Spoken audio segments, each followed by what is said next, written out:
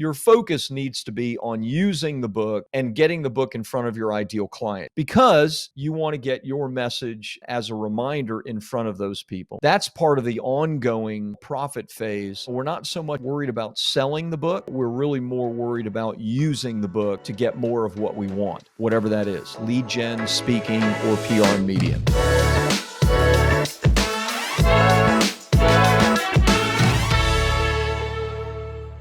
Hey guys, welcome back to the Certain Success Podcast. I'm your host, Matt Fagioli.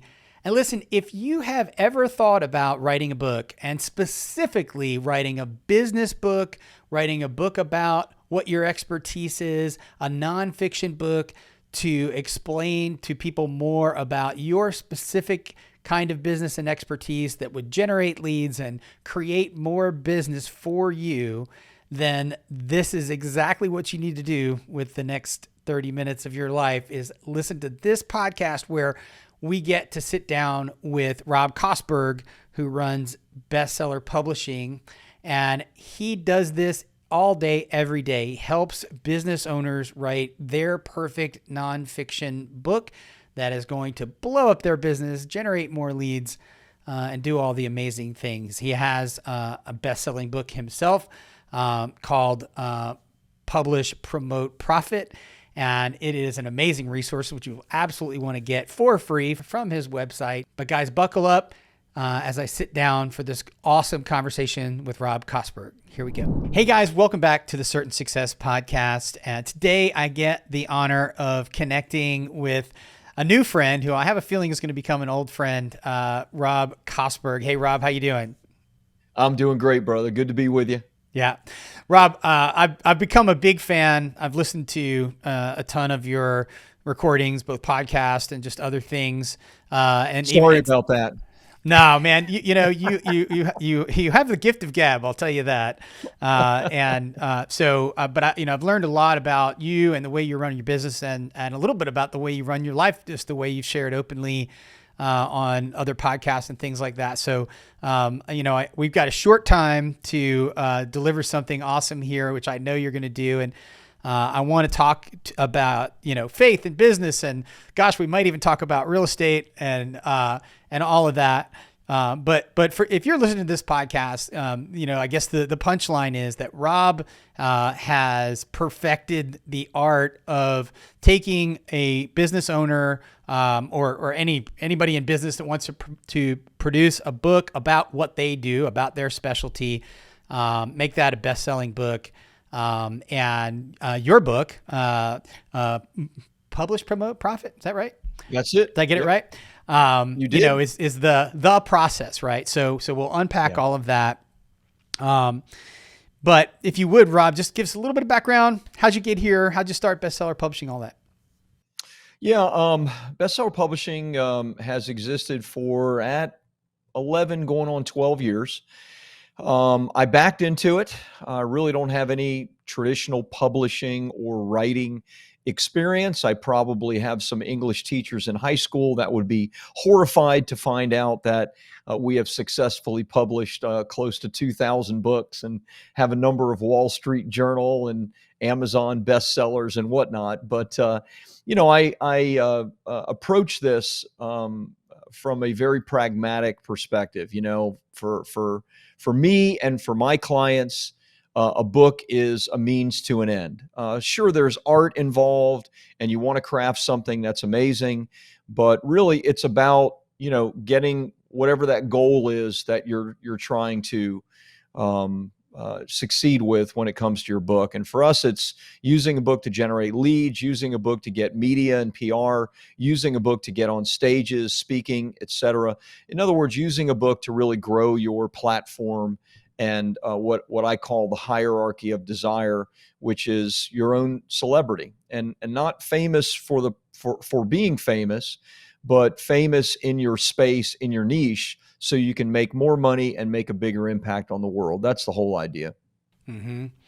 Well, it's an incredible journey to go on to become a writer, and I've become a writer this year. having never written anything really before, just was not a writer at all. My approach to it was to start writing a blog or a newsletter. I decided to do that on the daily. So since the first of the year, I've written every day and sort of like built that muscle. And then it took me a long time. Thank you. Yeah. That is not easy to do. It might be terrible. I don't know. I have 3 fans, but the point I was trying to make with that is not to toot my horn at all, was just to say that it's not something that's naturally a skill that an entrepreneur has.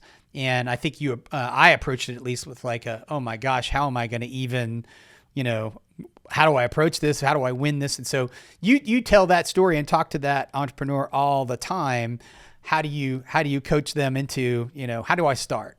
If you're listening to this, like, man, I'd love to write a book. What's the beginning? Well, you're a little bit different than our average client. Our average client doesn't want to build that muscle, to be really honest with you. Our average client doesn't want to become a writer, but he or she wants a book. And so, for us, I mean, we provide all of the resources to help them to get something that is in their voice and has their magic packaged. And so I teach something that we created and trademarked called enhanced ghostwriting. And basically, that's the ability not to kind of, as you described, not to build or hone that writing muscle, but instead to use the spoken word and a format to craft great content. And so that's the way we do it with our ghostwriting team. That's the way we do it with our clients. It's akin to a chapter sounding like a great TED Talk or a TEDx talk. And if you can speak for 15 or 20 minutes, on your subject matter with a great story or case study, dramatic points, open loops, and then teach point 1, point 2, point 3, close the loop, conclude, and which is what every TED Talk really successfully does, or the good ones anyway, then you can create a book. And, that just has to be, obviously there has to be a pattern, and then there has to, be a great plan to it. But for most of my clients, like they're like me, to be honest. I mean, I'm not a writer, even though I have a number of best-selling books, and my last one is a Wall Street Journal and USA Today bestseller, but it was crafted in the exact format that we teach. And I don't write every day. I only write as needed, if you will. Yeah, well, that makes perfect sense. I mean, again, most entrepreneurs are like, they're running their business.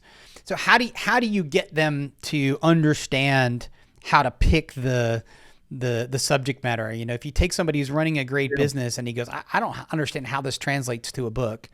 How do you start that? That's a great question. I mean, that's a little like our very first conversation, right, Matt?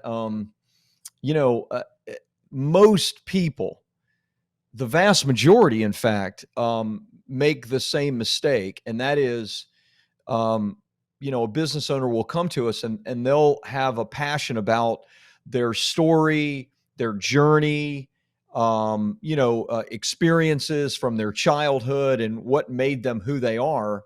And all of that is great. And I think everybody, I mean, I would love it if my ancestors had written about, them growing up in, in Russia, in Belarus, escaping the Jewish persecution of the czars, et cetera, by the czars. I would have loved to learn all of those things, but that's because I'm family, right? I mean, most people aren't interested in our story. What they're interested in is their own story and getting help. And so what I try to do is I tell my clients, look, we want to fit your story in, but we want to fit your story in so that it meets the needs of your ideal client. If you want to make money with your book, you're really probably not going to make money by selling it, royalties. I mean, that's like the least successful way to make money with a book. You're going to make money with your book by using it to attract more of what you're currently making money with now. So if you're a financial advisor, write a book that attracts more financial clients. If you're a doctor, a chiropractor, an orthodontist, if you're a plumber, a roofer, if you're a coach of any kind, if you're a psychotherapist, and on and on and on, right? Well, hang on a second. Let me pull you back there. So that helps me when you said roofer or even Yeah, chiropractor. yeah. If you're a roofer, you're going, who wants me to write a book about roofing? Like, talk about that. Give me that example. How does that work? Well, we've done a number of books for roofers. So, roofers make a fortune if they're, in the top 5%, 2%, 1% of their industry. I mean, the last book that we did for a roofer, he was making over $10 million a year. So yeah, right. So, but we're not talking about the average guy who's knocking on doors and saying, "Hey, do you need a couple of shingles replaced?" We're talking about, again, a book is for somebody that wants to be at the top of their industry, right? And the top of any industry is where all the money is. It's where all the impact is. It's where the most opportunity is. And so the book, you don't need a book if you just want to, keep barely getting along, and but if you want to get to the top, then it doesn't matter what the industry is. If you're a Well, but I guess roofer, what I'm if saying you're is a plumber. what's that guy, he's not trying to get the homeowner to read the book about fixing his roof, I don't think. Who's his ideal client? Well, this particular roofer was a commercial roofer, and so there are a lot of intricacies around commercial roofing, for example, that the average person that needs help with their commercial roofing has no idea of. So it's a combination. There's absolutely nothing wrong with having a book that really lays out the big mistakes that people make when they're about to sign a contract to get a $100,000 roof put on their commercial building. And by the way, that's a cheap roof, right? If you've ever roofed your house alone, these days it's $20, $30, $40,000 for a roof on a regular residence. So if you're talking about a commercial property, you're talking about someone that might invest a $500,000. That's a serious investment that someone's going to make. That smart business person that's going to make that investment, they want to know what they don't know. And so, yes, a book even dedicated to helping somebody to make a proper decision on who the roofer should be is a great book. It may not be purchased by me or you because we're not roofing a commercial property, but we're not their customer. So who cares, right? They don't care if we don't ever purchase their book. That's the big mistake that people make, is they want, oh, I want Rob and Matt to buy my book. Well, no, what you really want is you want more $500,000 commercial roofing jobs. That's really what you want. Yeah, so you could sell six books to guys that have a $500,000 roof. That's $3 million, right? So forget selling. You give away the books, right? You don't ever have to sell a book. All you have to do is you got to get your book in front of the person that desperately needs it. And so, for that person, you would never even, you don't want to have the barrier to be $7.95 or $14.95. You want that book in their hands. And that's true for, roofer is a bit of an outlier. We've only done a couple of books for roofers, but it works even with an outlier like roofing. Mm-hmm. Well, so I'm taking you on your journey of, publish, promote, profit. Sure. And, and for me, I think that was one of the big hangups for me to understand. And I think is really helpful for anybody listening to this, is that whoever you are, however weird or unique or small your niche is, like there's a book for you. And the wrestling is to kind of get to what is that, what is that subject? So for the roofer, for this guy that we're talking about, it's, the 10 big mistakes that you, make before you spend $500,000 on your commercial roof or whatever. So now I want to promote that thing. And that might even be just a chapter, or that might even be just a section of the book, right? But yes, I mean, that is the way to think about it. And that doesn't take away, by the way, Matt, the desire that somebody has when they've reached a certain level of success to also tell their story. And so anybody that is listening and saying, well, I just really want to write a book, I want to write a book and tell my story. I want my family, I want my kids, I want other people to learn from it. I want to write a book about, success principles, whatever. You should do that if that's something that you're passionate about doing. My only caveat is don't expect that to make as much money as wherever you're making money right now, right? Like your book is like putting a supercharger on a new Z06 Corvette, right? I mean, the Corvette, the Z06 Corvette is already going to do 11 seconds in the quarter mile, but if you put a supercharger on it, might do 9 seconds in the quarter mile. By the way, I'm a real gearhead. I love cars. I grew up in a gas station and all that stuff. The point is the book is the supercharger, right? You already need an engine. And if you don't have an engine and you just have a supercharger, it's not going to make the wheels turn. Does that make sense? Totally. Absolutely. Or did I just totally lose everybody with all my car analogies?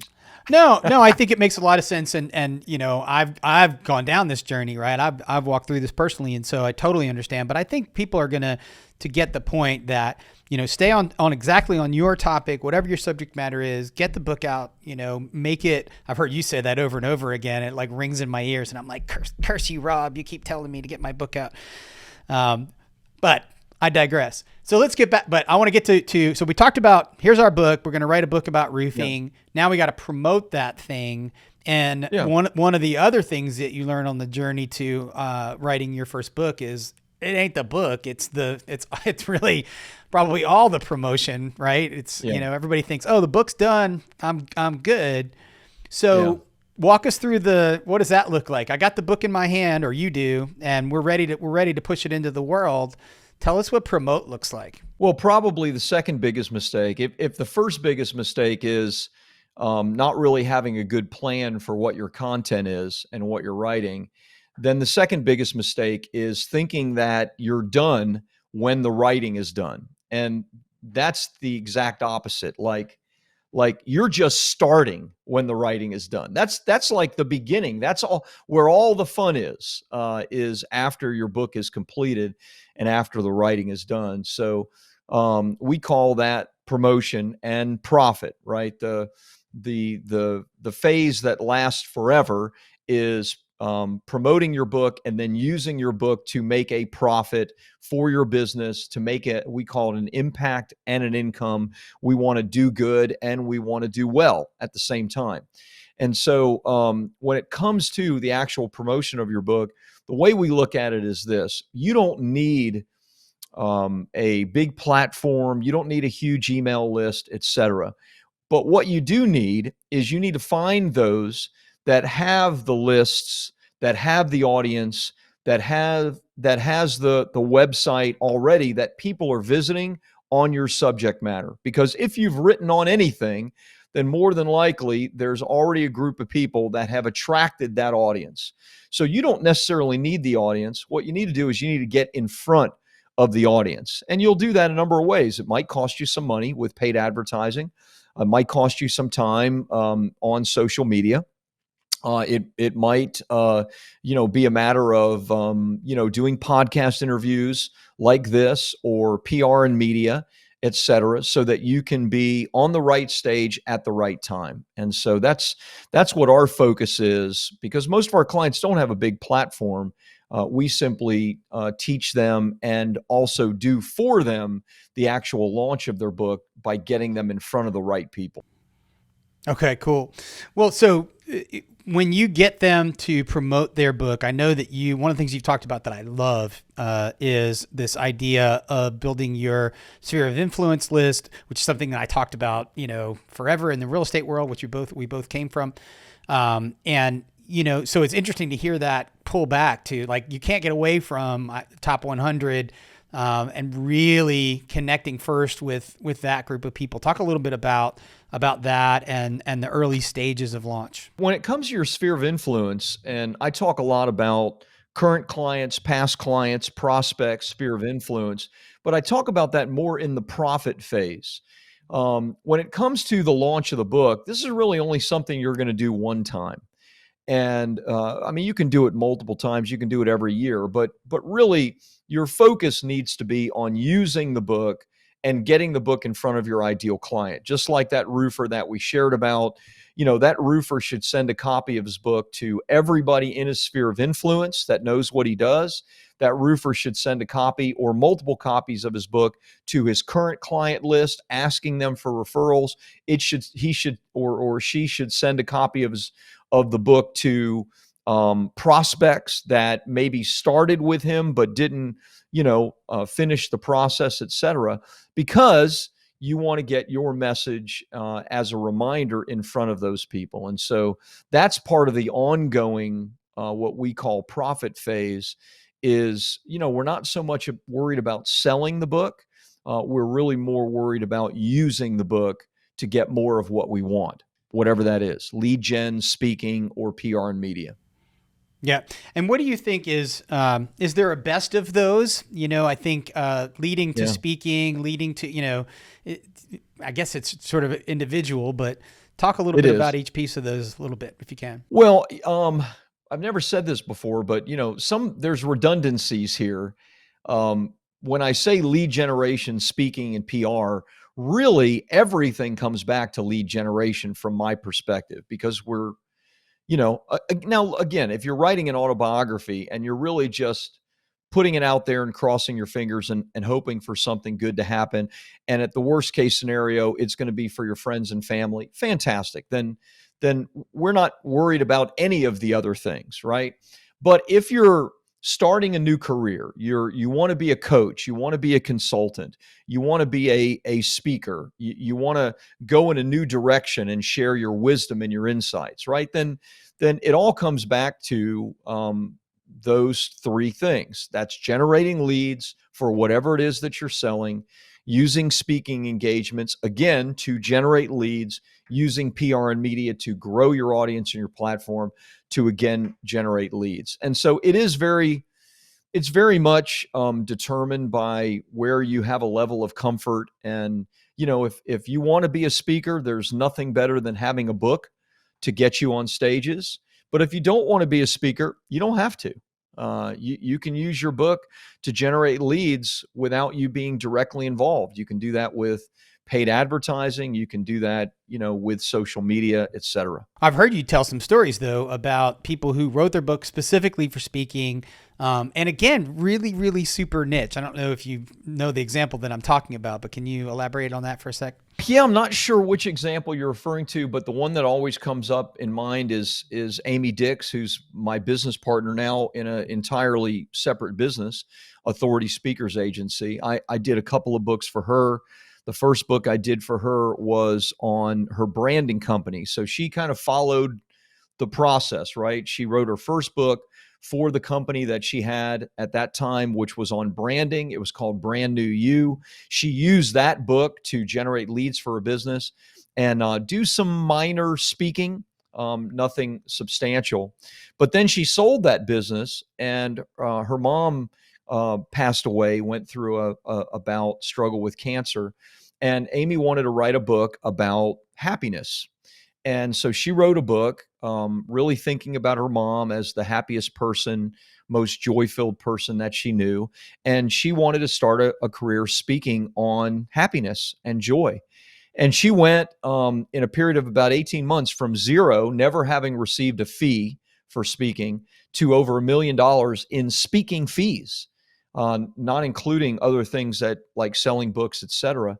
And all that was because the second book positioned her as like the happiness expert, which corporations wanted her, groups, associations, conferences, etc. And so, I don't know if that's the example you were thinking of, but, it's a pretty broad topic, but boy, she killed it using her book. Yeah, no, that is the example that I was referring to. And I mean, it's broad in one sense, but it's also sort of a weird, like who would imagine that you could become the happiness expert, right? Make $1 million being the author on happiness. I mean, it sounds crazy, right? I mean, like, okay, people want you to speak on that. Yeah, they do.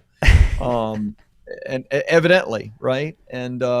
And she used her book in some really creative ways to land speaking engagements and some really just systematic ways, right? I mean, we have a simple process that we teach on landing speaking engagements, which is what Amy followed to a T, and then added some pieces to that. Awesome.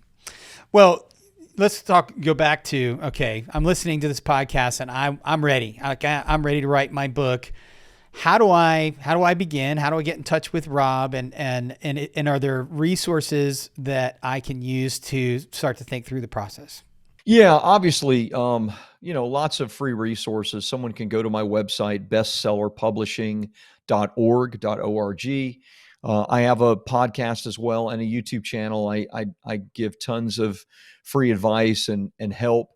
And there are people that might be listening where they go, Rob, you're full of it. I just want to write a book. Great. I mean, I don't ever want to stop anybody from writing a book. I want you to write your story. I want you to share your examples. I just want you to understand the money, the hitting a home run with your book is simply adding your book to your current business model. But if that's not something you want to do, maybe you want to start in a whole new direction. Maybe you want to coach, maybe you want to consult. That's totally cool. Then write your book on that subject matter. And if you don't want to do either of those things, you just want to write your story, more power to you. I mean, I would, as I said earlier, I would love for some of my relatives to have written their story so that I could read it. And I'm doing that for my kids as well. Not expecting to make any money from it, though. Mm-hmm. Well, so that the Certain Success podcast is all about faith and business, the intersection of the two. And so, me and a bunch of people that I'm connected to that are listeners of this podcast are wrestling through all of that. And I'm really intentional about inviting people on the podcast who can understand that intersection, and you certainly can. And we didn't talk too much about it today, but I know that you're a man of deep faith and you've got, a lot to say there. So what do you say to me and the 1,000 Matts that are connected to the Certain Success podcast about that piece of it? Like where is the intersection of me personally, me business-wise, and all that stuff? Where does it land in the book? Yeah, so good question. So I became a Christian in college, and even went into the full-time ministry for 15 years. And so I have a deep faith. It's very, very important to me, and I want my faith to be a big microphone, not microphone, but phonograph or megaphone. Whatever. I want people to know about my faith, but I also know that, there's lots of people that come to me just for my expertise. And so what you'll have to decide is there a juncture, is there a junction between your faith and your expertise? John Maxwell writes books on leadership. Everyone knows that John, is a Christian and speaks at churches regularly and used to be a pastor, but, he is not the expert on Christian leadership. He is the expert in the world's eyes on leadership.